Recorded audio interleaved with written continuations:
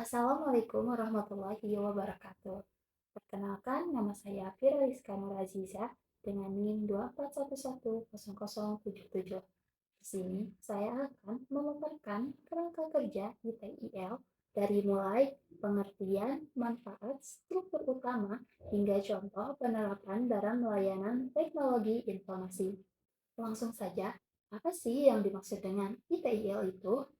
ITIL adalah kerangka kerja manajemen layanan yang dikembangkan untuk membantu organisasi dalam menciptakan nilai melalui layanan teknologi informasi yang selaras dengan kebutuhan bisnis. Kerangka ini juga memperluas fokus dari sekedar proses teknologi informasi menjadi layanan secara holistik, melibatkan orang, teknologi, mitra, dan aliran nilai. Mengapa ITIL 4 digunakan? Ada beberapa alasan. Yang pertama, untuk membantu menghasilkan nilai bagi pengguna atau pelanggan, bukan hanya menyediakan layanan teknologi informasi. Yang kedua, menghadapi dinamika digital. Semakin cepat perubahan atau metodologi kerja baru seperti Agile atau DevOps. Yang ketiga, meningkatkan efisiensi dan kolaborasi lintas tim.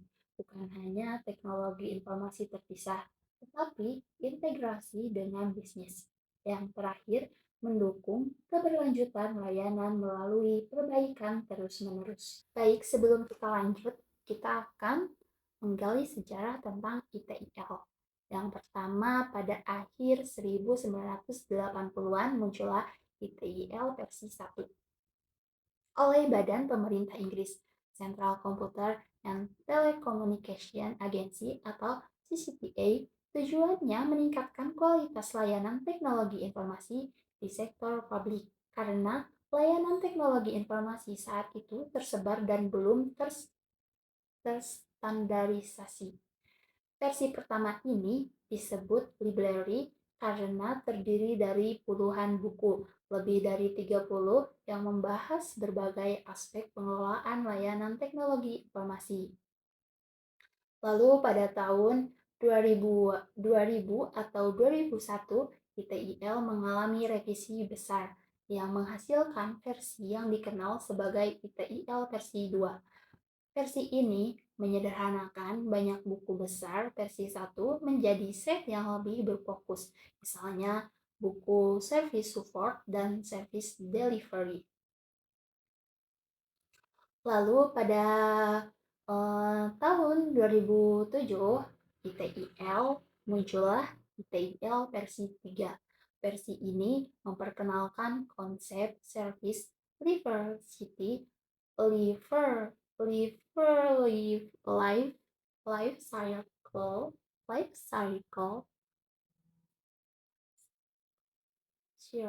life cycle. Lalu pada tahun 2011 muncullah ITIL versi 3, di mana versi ini memperkenalkan konsep service life cycle yang terdiri dari 5 tahap. Yang pertama, service strategi, yang kedua, service design, yang ketiga, service transition, yang keempat, service operation, dan yang terakhir, continue service improvement.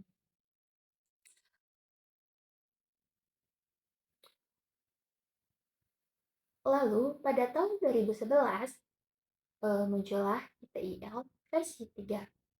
Versi ini memperkenalkan konsep service life cycle yang terdiri dari 5 tahap. Yang pertama, service strategi, yang kedua, service design, yang ketiga, service transition, yang keempat, service operation, dan yang terakhir, continue service improvement. Lalu, yang sering digunakan oleh pengguna yaitu ITIL versi 4. Resmi diluncurkan pada 28 Februari 2019 oleh Alex Seller. Axelos.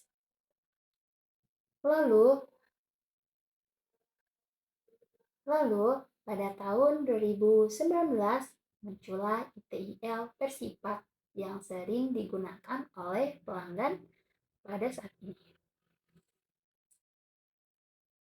ITIL 4 melakukan perubahan besar dari versi sebelumnya.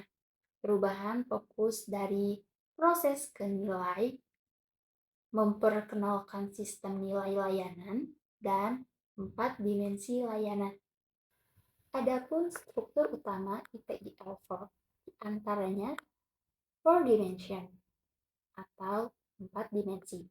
4 dimensi ini penting agar manajemen layanan tidak hanya fokus pada teknologi saja, tetapi memperhatikan seluruh aspek layanan seperti bagaimana struktur organisasi, budaya, peran, kompetensi. Yang kedua, data, informasi, teknologi yang mendukung layanan. Yang ketiga, mitra eksternal dan pemasok yang terlibat dalam layanan. Yang keempat, aliran nilai dan proses yang mendukung penciptaan layanan. Yang kedua, service value system atau yang sering disebut dengan SPS. SPS menjelaskan bagaimana organisasi menggunakan aktivitasnya untuk menciptakan nilai. Komponennya terdiri antara lain dasar panduan keputusan, tata kelola dan pengendalian, aktivitas inti dari permintaan hingga nilai, praktis manajemen layanan yang diterapkan, proses peningkatan berkelanjutan. Yang ketiga, ada guiding principles atau 7 prinsip. 7 prinsip panduan ITIL 4 yang bersifat universal dan dapat diterapkan di berbagai organisasi. Yang pertama, berfokus pada nilai.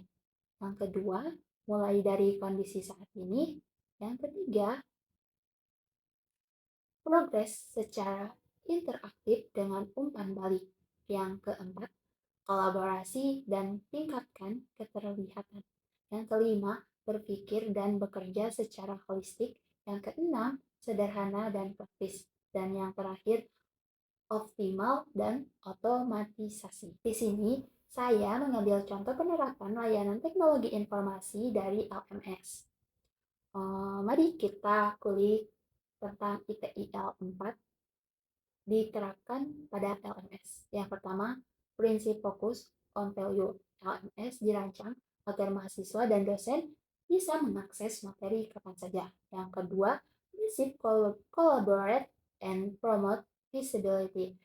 Fitur forum dan progres tugas terbuka antara mahasiswa dan dosen. Yang ketiga, prinsip start where you are.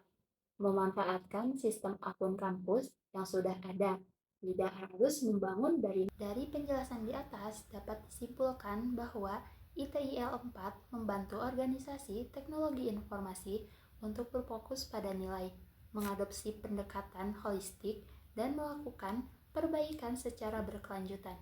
Untuk organisasi atau layanan teknologi informasi yang ingin menerapkan beberapa rekomendasi mulai dari kondisi saat ini, pilih beberapa praktik yang paling relevan dulu, libatkan orang atau organisasi, dan ukur terus tingkatkan.